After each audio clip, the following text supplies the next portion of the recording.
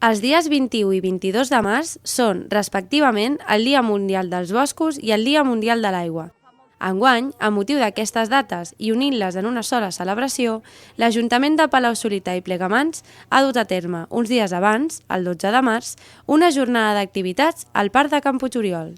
Ha tingut una acollida molt bona, la gent està molt contenta i els hi ha agradat molt. És una zona que la veritat és poc coneguda encara al poble, és bastant recent, és una zona que estava amb poc equipament encara i llavors és també per donar-li a aquest barri una mica de sentit i una mica de protagonisme. M'he quedat molt sorpresa de que tothom volgués vindre aquí i participar.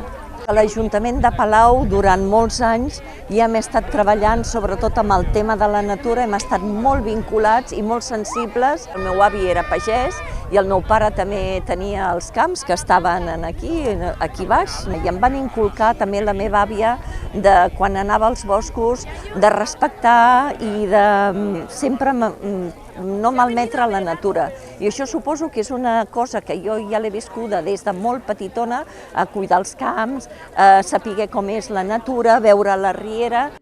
La celebració ha tingut un acte de benvinguda als nadons nascuts l'any passat al municipi i una plantada d'arbres. A més, han hagut activitats que han comptat amb la col·laboració de la Companyia d'Aigües de Sabadell i de l'Obrador. La festa, com que ha anat bé, les famílies han estat molt contentes, suposo que ho podem anar repetint, això, anar commemorant aquests 2 dies mundials i aprofitar per fer la plantada de més arbres a altres zones del municipi. Amb això què pretenem? Doncs que s'estimi la natura i fer aquesta divulgació i activitat festiva.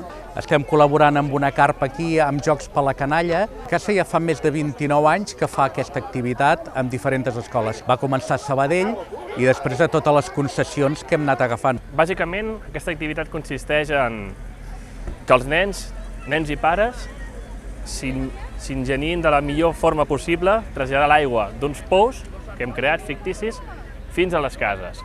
A partir d'aquí s'han d'inventar de la millor manera possible amb tot tipus d'artilugis que tenim i fer possible aquesta canalització.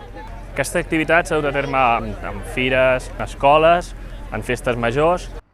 Prop de 200 persones han assistit a aquesta festa, a la qual s'han creat 2 noves zones arbrades. Una al propi parc de Can Puig-Oriol i l'altra a uns pocs metres, a la plaça de la Solidaritat.